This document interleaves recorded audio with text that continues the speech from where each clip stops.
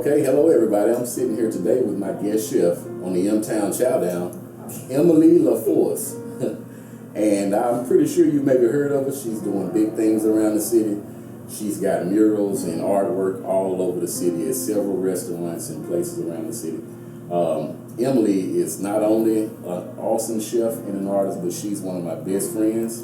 And she has worked with me, and if it wasn't for Emily, I might have sank and drowned a bunch of times.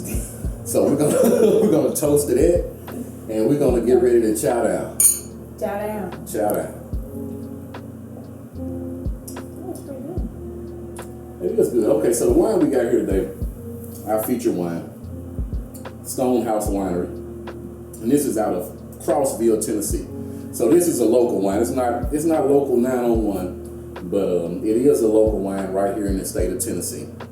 It's a very nice wine. It's a semi-sweet red table wine, and that's our feature wine for this episode. Okay, so now to you, Emily Laforce. So can we get a little background on where that name comes from? Laforce. I mean, it just kind of sounds. It's like maybe French or Star Wars. It's a little bit of both. Okay. It comes from France, and it's funny because both sides of my family actually have a little bit of French ancestry to them. Okay, awesome. So that's the birthplace of the Culinary Revolution. So you seem like you may have been, maybe you didn't choose the culinary life, maybe it chose you. Maybe it chose me. Yeah. So where are you from? Where are you actually from? From Memphis. Okay, so you are from Memphis, Mm-hmm. and you've been in this city. How long have you been into the culinary industry here in the city? Well, I started when I was about 16, 17, so it's been about 14 years. I started in a little pizza place. I was like a dishwasher, prep cook. Mm-hmm. So what was it like? So what is it like for you being starting off, a small place and starting off, like me, like myself, with humble beginnings, and then growing into where you are now? Do you think that maybe instills in you a greater appreciation for where you are now? Yeah, I mean, I never had any idea that I would be doing this. Okay. I never went to culinary school, and a lot of places I worked at, they kind of looked down at you if you didn't go to culinary school, but I think it gives you more of a drive. Yeah, exactly, and that's why I wanted to ask that question, is because, and the way the culinary industry is now, there's a lot of young people. It's great, young people are enthusiastic and getting involved into the culinary scene. It's awesome, but I think that they need to stay focused on the fact that this is a craft that sometimes it takes your whole life. I'm still learning. I'm sure you're still learning. It's one of those things. I don't care how old you get, you're always still learning, and you're always striving to be better. What inspires you to want to be a chef? I mean, this is this is hard work. It's stressful work. A little stressful. I think it's because each day is different. I mean, you can come in there, something catastrophic might happen, but it's something you got to get through. It's like a different challenge each day. And you get to make different food each day. You get to come in, make something different. It's not the same thing every single day. So you get a lot of inspiration from being able to express yourself creatively. Mm-hmm. Okay, yeah. I was an artist as well. Visual artist as well when I was younger, in college, high school. And I kind of, at some point, it shifted for me to, I wasn't making any money doing the other arts. But yeah, that's most definitely one thing that inspired me as well. So do you have any other talents or hobbies or things like that you also do outside of cooking, of course? I like to paint. I used to do tattoos, but I don't do that anymore. But I just like to paint. Okay, painting. Oh, speaking of painting, what do we have here? I'm painting some horses right now for Dr. Velasquez from Memphis. Okay. And, he's gonna have this in his doctor's office. Awesome. Okay. That's very nice. Now you also do done murals, paintings, very large murals for What are some of the places that you've done? One of them was the Medelson Brewery Company. One of them is at Fleming's Restaurant, Saltwater Crab. You did La Hacienda. Oh, La Hacienda. Yeah. Shout out to La Hacienda. La Hacienda. Jose, we're gonna link up soon. We're gonna come see you. Shout out to La Hacienda. Shout out to Tamora. Yes. Sushi Jimmy. Yes, sir. So now, all of these places that you've done these mural stuff for, so how do you feel about that and balancing it with your regular 9 to 5? You know, I understand you're a sous chef for River Oaks Restaurant, one of the best restaurants in the city. Shout out to River Oaks Restaurant. Shout out to Chef Jose Gutierrez, my mentor and my chef always. What is it like trying to balance that out? Sometimes it could be a little difficult if you don't have a lot of time, but it gives you a way to get out of that stressful environment. It gives you a way to kind of, when I'm painting, it's relaxing, It's nice. I can think about different kind of specials I want to make while I'm painting. Mm-hmm. It's just nice. So it's not really a struggle trying to balance it out. It's more of it's almost like a relief. It's just fun. It's another outlet. We're in tough times right now. The country, our city, the culinary industry. I mean, everything with this COVID-19. And yes, we are social distancing right now, but with COVID-19, how has it affected you? How has it affected your work life? It makes me nervous for all the restaurants because I don't want them to shut down, and people have worked their whole lives to build some of these restaurants. I mean, they've invested all their money into them, and now it's just it's scary for everybody. I understand, that you all are taking all the necessary precautions. Oh, yeah. Y'all are complying with everything, Mm-hmm. so that's awesome. And I always know that you guys are tip top standard. Mm-hmm. You're meeting the standard and going above and beyond always. Yeah. And it's just a hard time for this industry right now. This is one of the main reasons why I want to do this. Mm-hmm. Because now is the time I believe, for the Memphians, especially in the restaurant industry and all small business, to come together. We come together, we strong together, and it's time for us to lift each other up and to promote each other. Yes. Yeah. So, how did you get involved into culinary arts? Like, what was it that, did you grow up in it, or you got chef parents or something? No. Well, my mom would always show us how to cook and everything, and I would always see on Food Network all the chefs. I just thought they were cool, I thought maybe one day I can work in a kitchen like that, and my mom showed me how to make creme brulee one day, and I thought that was just the coolest thing. She brought out the blowtorch, and I thought that was like the fanciest thing I'd ever seen. How old were you then? I don't know, 12, but it was so simple to make, yet so fancy.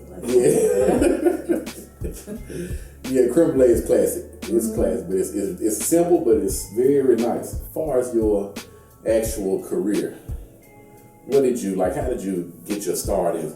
I know you told me that you started off working at the pizza place. Mm-hmm. Give me the name again. I'm sorry. New York Pizza Cafe. It used to be on Stage Road. What made you want to get serious about it? That you just, what clicked in you and said, this is something I want to do. I want to do this as a career, and I don't mind, doing this if I did it for the rest of my life. Well, I was working at Ernestine Hazel's at this place called the 5 Spot, and Kelly English had made a menu for that place. And one day, Patrick Riley and Denny Riley came in there, and I met them. I ended up working at the Majestic Grill, and Patrick was showing me all this stuff that I had no idea about before. He was showing me the next level of cooking, and I thought, this is really a possibility, Mm-hmm. This is something I could maybe do if I keep trying. What is the hardest part that you think of being a chef? You're a sous chef, so, and I'm gonna I have to just say, I've worked as a dishwasher, worked as line cook, a short order cook, sous chef, executive chef, one-man show. But I would have to say by far sous chef, I believe, is the hardest position. With juggling, being in between the chef and the employees, and you being their liaison in between them, and you gotta please both of them. Yep. And you gotta motivate these people to, get things done, and at the same time, you want to retain your staff. And at the same time, you want to make sure that you're doing a quality job and that you keep the chef happy. So what do you think, what's the hardest part of it? Trying to keep your cool, really. I mean, trying to keep your cool while you got people asking you questions from this side, and you're trying to put out a bunch of different fires all at once while you're trying to just cook some really nice food. It's true. It's true. I don't know if they know this, but I took Lewis's job when he left, and you taught me all the stuff that I know. But you taught me a bunch of really nice shortcuts and just get around. You gotta have a few shortcuts. You gotta have, yeah.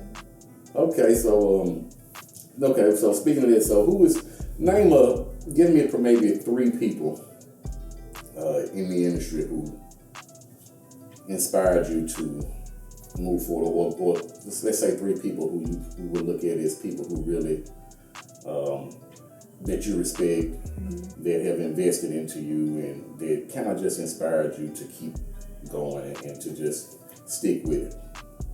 Definitely Patrick Riley, Jose Gutierrez, you, and Chad at River Oaks. I mean, y'all all have shown me a lot. I mean, I didn't know any of this stuff. I didn't know any of the correct terminology. I still don't know a lot of things, but it's nice that y'all took the time to teach me that. It's not a one-way street. I learned a bunch of stuff from you as well. I try to learn from everybody. This is in this industry, you can learn something from anybody. Yeah, from anybody. So I've learned a bunch from you as well. I mean, you used to, I remember you used to set that vegetable station up. And, man, look, I'm telling you, I couldn't do it like Emily. I'm a little bit OCD sometimes. Yeah, I mean, it had to be precisely this way and that way. And you didn't come over there and touch anything on her station. But it's true. I still freak out and use my little wet towel to wipe off the grill. I like to keep it. Yeah, right. But I learned a lot from you as well. So it's more than a one-way street. And I'm sure that those other people you mentioned, I'm sure they learned a lot from you too. So what is the best part of your job? It's just, I like how everybody works together as a team. Everybody's trying to accomplish the same goal. You come in, somebody might be having a bad day, but at the end of the day, if you've had a busy shift and everybody has accomplished it, you feel like you've just run a race or played some kind of team game with people. I mean, you're all giving each other high fives. You're just, you've worked hard, you've accomplished something. And you just want to put out nice food that when people see it, it excites them. When they're waiting at their table just like this, and the waiters bring it to them, they see it, they say, oh, wow. I mean, then they eat it and they smell it, and it's like going to an opera or something, you know? And it's an exciting thing for them to get to go out and eat some really nice food made by people who actually care. You know? Yes, exactly. Exactly. And speaking of team, the teams coming together and working together, what's this about you being an athlete? I used to run track and cross country, but it's been a while. Basketball? I used to play softball. I was really bad at basketball. I could steal the ball. I could steal it, but I couldn't shoot it. But I could steal it and give it whoever. Okay. And softball? I was a slapper. I'd slap it, try to get on base. So you know all about the teamwork and things. I played sports as a kid, and it kind of instill something in you, teamwork and camaraderie. So we talked about what was hard about the job and, those tough times. What is it that keeps you motivated when you're going through those tough times to just keep on going? Just try to, you gotta set an example, or try to. Even though I get a bad attitude sometimes, I try to set an example. I might be a little angry sometimes. But try to just keep going. You can't stop, you can't let it get to you. You've got to try to finish the day in the best way that you possibly can try to. As far as your artwork, so Emily Laforce artwork, you have the Facebook page. Mm-hmm. Is there any other handles that anybody may be able to go on to, just check out your artwork and contact you and be able to maybe get in touch with you to get a painting or get a mural or something like that done? I've got an Instagram. It's Laforce Artwork, but you can contact me on there, on Facebook. How long have you been in business selling artwork? Well, the first one I sold, I was in college for about $20, but I was just kind of trying to sell stuff to whoever wanted. It was for a humanities project, honestly. It was people wanting their artwork done for their projects in school, to be completely honest. That's a good hustle. And I would sell it for like $20 each. And then I thought, hey, well, maybe I should sell it, just in general. Try to start something off of that. Okay. I would paint gas station pumps in town in McKenzie, Tennessee. They would trade me chicken on rolls and pizza sticks and stuff like that. And you had a truck that you actually painted with Pokemon. So I had this goal. I was gonna paint a free mural in every state, which is pretty unrealistic because my truck broke down. But I did one in California, and then that was about it.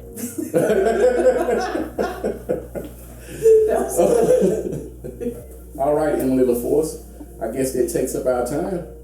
It was awesome having you here on the show. I mean, you are one of my favorite people, one of my best friends. She's an awesome chef, a great artist, and it's just a pleasure to be able to have you as a guest here on my show. It's been a pleasure. Likewise. So, thank y'all for tuning in to the M-Town Chowdown, where we chow down in the M-Town.